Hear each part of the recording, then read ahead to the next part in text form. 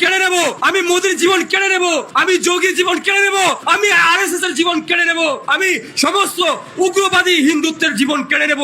আমি বাংলাদেশের মধ্যে একজনও হিন্দুত্ব উগ্রবাদী একটা সন্ত্রাসীকে রাখবো না। আমার বাংলাদেশের জন্য যদি যারা থ্রেট হবে, আমি এদের একজনকেও বাংলাদেশের মধ্যে জীবিত থাকতে দেব না। আমি মরার জন্য আসি নাই, আমি প্রাণ নেওয়ার জন্য আসছি। আমি মরার জন্য আসি নাই, আমি মারার জন্য আসছি। আমি এখানে মরার জন্য দাঁড়াই নাই, আমি এখানে মারার জন্য আহ্বান জানার জন্য আসছি। আমি এখানে মরার জন্য আসি নাই, আমি এখানে আসছি আপনাদেরকে হত্যা করব, আপনাদেরকে চালাবো, আপনাদেরকে দেবো। যারাই আমার প্রিয় মাতৃভূমি, আমার বাংলাদেশের জন্য যারা থ্রেট হবে, যারা আমার বাংলাদেশের জন্য যারা হুমকি হবে। আচ্ছা দর্শক শ্রোতারা, ছোট্ট একটি ক্লিপ আপনাদের শোনালাম। এই ক্লিপের মধ্যে এই জঙ্গিটা হিন্দুদের উপর তার হুমকি দিচ্ছে। আচ্ছা, বক্তব্যের শুরুতে সে প্রথমে বলেছে সে মানুষের জীবন কেড়ে নেওয়ার জন্য এসেছে, প্রাণ হরণ করার জন্য এসেছে। এই যে কথাগুলো বলল, এই কথাগুলো আপাত দৃষ্টিতে ভয়ঙ্কর মনে হলে পরেও এই কথাগুলো কিন্তু ইসলামের বিরুদ্ধে যায়। হ্যাঁ, সে যে ধর্ম বিশ্বাস করে সেই ধর্ম বিশ্বাসে সম্পূর্ণরূপে বিপরীতে যায়। কারণ প্রাণ হরণ করা, জীবন কেড়ে নেওয়ার একমাত্র ক্ষমতা আল্লাহর কাছে আছে, তার কাছে নাই। সুতরাং এই কথা বলে সে এখানে কুফরি কাজ করেছে। সে আচ্ছা দেখ, আমি ওই বিষয় নিয়ে আমি চুলচারা ব্যাখ্যা বিশ্লেষণ করব না। সে বলেছে জীবন কেড়ে নেবে। আরে মূর্খ মোল্লা, জঙ্গি, জিহাদিস্ট, জীবন কেড়ে নেওয়ার অধিকার কি তোকে মহান সৃষ্টিকর্তা দিয়েছে নাকি নাকি তুই সৃষ্টিকর্তার জায়গায় চলে গিয়েছিস, না সৃষ্টিকর্তার জায়গা দখল করে ফেলেছিস? আমি এই কথাগুলো বলে বাক্য ব্যয় করব না। সে বলেছে আমি এখানে মারার জন্য এসেছি, আমি সমস্ত উগ্রবাদী হিন্দুদের জীবন কেড়ে নেব। আচ্ছা, এই কথাটি একটু ব্যাখ্যা বিশ্লেষণ করি। এখানে তুমি মারার জন্য এসেছো মানে কি? মানে হচ্ছে যে বাংলাদেশের হিন্দুদেরকে সে মারবে। বাংলাদেশের উগ্রবাদী হিন্দুদের জীবন তুমি যদি কেড়ে নাও বা কেড়ে নেওয়ার অধিকার রাখো, তাহলে তোমার মতো উগ্রবাদীদের জীবন কি অন্য কারো কেড়ে নেওয়ার অধিকার আছে? এই জীবন কেড়ে নেওয়া, জীবন হরণ করা, এই জাতীয় কথাবার্তা বলার সাহস কিভাবে পেল?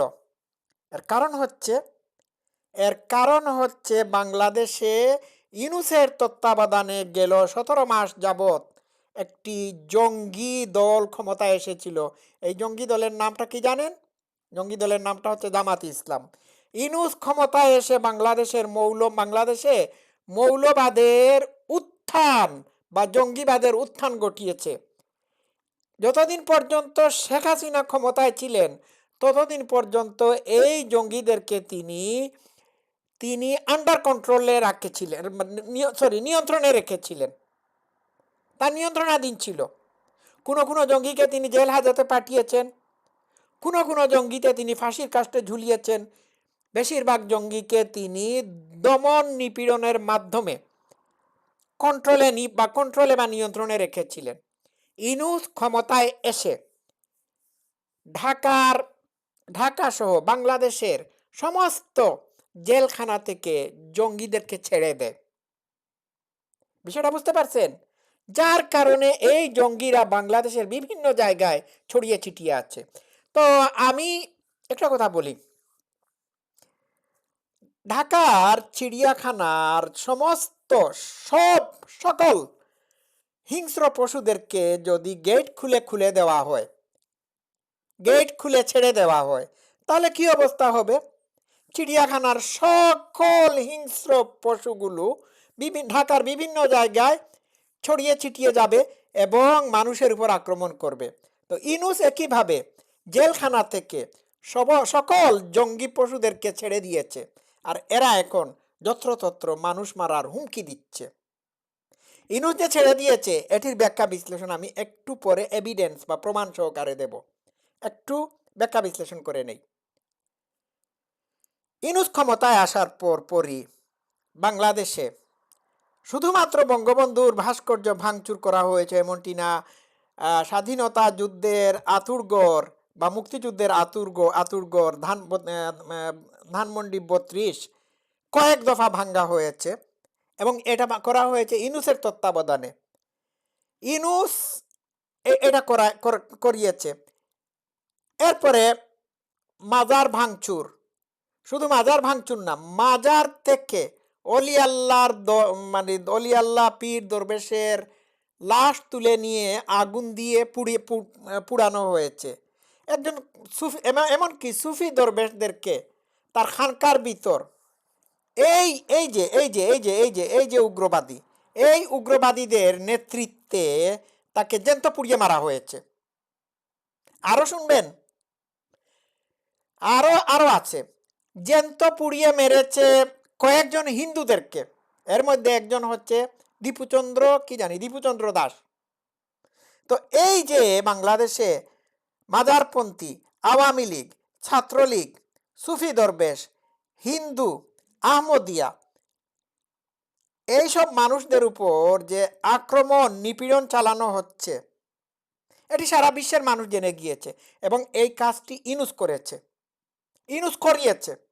আজকে এরা প্রকাশ্যে হিন্দু নিধনের হুমকি দিচ্ছে। দেশে কি কোনো আইন নাই? আইনের শাসন নাই? এটা এটা এটা কি মগের মুল্লুক? কি কি বুঝলেন আপনারা? আমি আরো আসতেছি। দেশে দেশে যে ইনুসের আমলে মব জাস্টিস, মব লিঞ্চিং শুরু হয়েছে, সেটি আপনারা জানেন।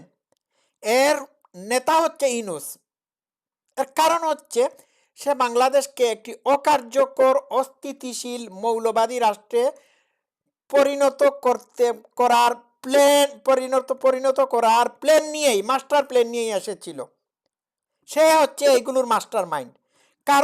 কারণ হলো, সে যদি এটি করতে পারে তাহলে আমেরিকা আফগানিস্তানে যে অজুহাতে আক্রমণ করেছিল, সেই অজুহাতে বাংলাদেশে আক্রমণ করে এখানে সৈন্য পাঠাতে পারবে। তখন তাদের অজুহাত থাকবে যে বাংলাদেশে তো ইসলামিস্ট জঙ্গিদের উত্থান ঘটেছে, এবার বাংলাদেশে যদি ইসলামিস্ট জঙ্গিদেরকে আমরা না থামাই তাহলে এরা আমাদের জন্য থ্রেট হয়ে যাবে। এই থ্রেটটা ইনুসের মাধ্যমে তারা সৃষ্টি করেছে। একটু অ্যানালিটিক্যাল ব্যাখ্যা বিশ্লেষণ করি, ওইটা নিয়ে আমি গবেষণা করেছি। আপনারা আমার সাথে একমত হবেন কিনা জানি না। কয়দিন আগে আপনারা ভারতে নিযুক্ত ইসরায়েলি রাষ্ট্রদূতের বক্তব্য শুনেছেন। সে বলেছে বাংলাদেশে বাংলাদেশে হামাস রয়েছে। এই কথাটি বলার পরপরই দেখা গেল বাংলাদেশে তালেবান এবং আইএসের পতাকা নিয়ে, তালেবান এবং আইএসের কলেমা খচিত পতাকা নিয়ে সারা বাংলাদেশে মিছিল করা হয়েছে। বিষয়টা বুঝতে পারছেন? তো এই কথাটি যে বিশ্ববাসী বলবে, এই বলার ক্ষেত্রটা তৈরি করে দিয়েছে ডক্টর মোহাম্মদ ইউনূস। এইবার বাংলাদেশে যদি হামাস কিংবা ধরেন আইএস বা তালেবানের অস্তিত্বের সামান্য নিদর্শন পাওয়া যায়, তাহলে বাংলাদেশ হবে আমেরিকার টার্গেট। এই টার্গেট বানানোর সকল কাজ ইউনূস করে দিয়েছে। এটাই ছিল আসল উদ্দেশ্য। বিষয়টা বুঝতে পারছেন? আমেরিকা মানি ইসরায়েল, মানি আমেরিকা, আমেরিকা মানি ইসরায়েল। তো এই দেশগুলোর উদ্দেশ্য হচ্ছে কি? এই দেশগুলোর উদ্দেশ্য হচ্ছে বাংলাদেশকে একটি জঙ্গি রাষ্ট্র হিসাবে দেখা। এখানে তারা চাচ্ছে এখানে জঙ্গিবাদের উত্থান হোক। আর এই জঙ্গিবাদের উত্থান ঘটানোর জন্য নাস্তিক, অমুসলমান ইউনূসকে দিয়ে তারা এই কাজটি করিয়েছে, যাতে করে তারা এই দেশকে আক্রমণ করতে পারে, তাদের সেনাঘাঁটি তৈরি করতে পারে। এটি হচ্ছে আমার কল্পনাপ্রসূত কথাবার্তা। আমি এইভাবে চিন্তা করেছি। আমার কথা সত্য নাও হতে পারে, এটি আমার মতামত। I am entitled to my opinion. গেল এটা।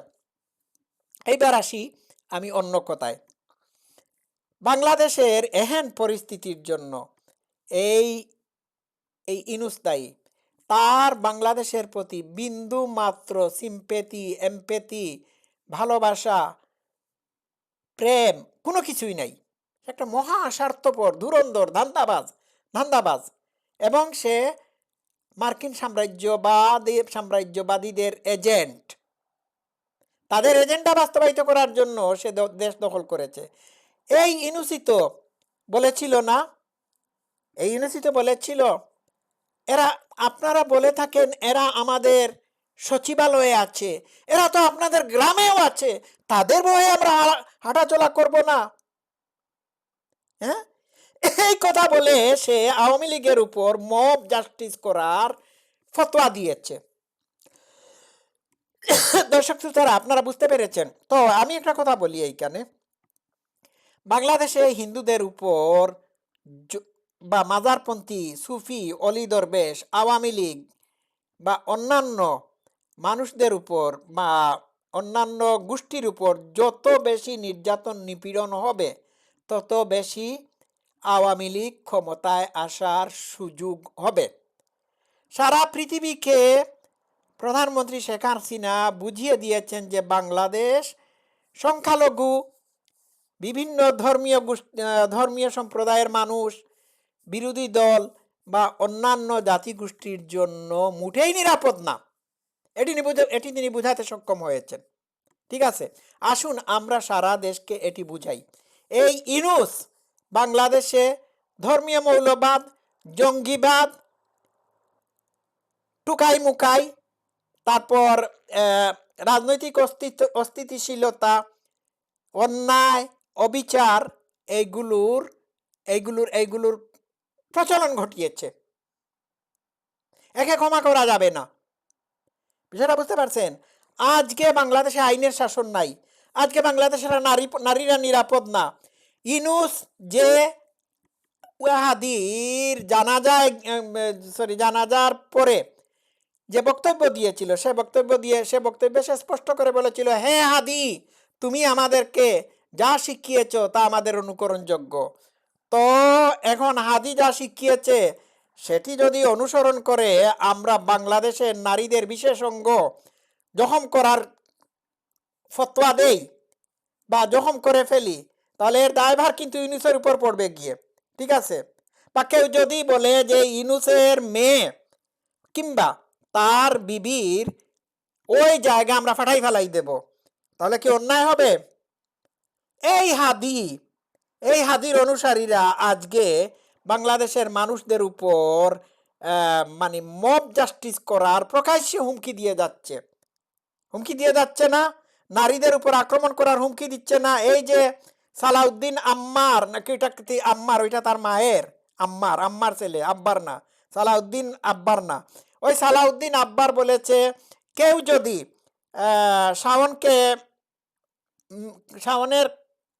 শাওনকে মেরে ফেলতে পারে তাহলে 2 লক্ষ টাকা দেবে, আর কেউ যদি তাকে চোর থাপ্পড় মারতে পারে তাহলে 1 লক্ষ টাকা দেবে। এটা কি রে ভাই? এই কথাটি বলার জন্য তাকে, এই হুমকি দেওয়ার জন্য তাকে বাংলাদেশ সরকার অ্যারেস্ট করা উচিত ছিল। এটি অ্যাটেম্পট টু মার্ডার, সরাসরি হত্যার হুমকি দিয়েছে। এটা কোনো সভ্য রাষ্ট্রে হয় না। আর সে ইসলামিস্ট, সে ইসলাম করে। প্রকাশ্যে এই জামাত শিবিরের ইরা শাওনের বিশেষ অঙ্গ ফাটিয়ে ফেলার হুমকি দিচ্ছে। প্রকাশ্যে তারা শাওনকে করার হুমকি দিচ্ছে। এই জামাত শিবিরের জামাত শিবিরের ওই টুকাইরা। এটা কি? এটা তো হাদি শিখাই দিয়ে গেছে না, ইনুস শিখিয়ে দিয়েছে। এটা কোনো সভ্য দেশে এই জাতীয় কাজ চলে? তো আপনারা বাংলাদেশের নারীরা কোথায় আছেন? প্রকাশ্যে শাওনকে আর হুমকি দিচ্ছে, শাওনের উপর মব করার হুমকি দিচ্ছে। আপনারা কোথায় আছেন? এই বাংলাদেশ এখন মগের মুল্লুক না, শুধু মগের মুল্লুক না, এটি হচ্ছে মবের মুল্লুক। আর এই মব মাস্টার হচ্ছে ইনুস, জামাতি অঙ্গিরা। ঠিক আছে, আজকে এই পর্যন্ত থাকুক, আরেকদিন কথা বলবো। আপনারা এদেরকে রুখে দাঁড়ান। সবাই ভালো থাকবেন। Love you all.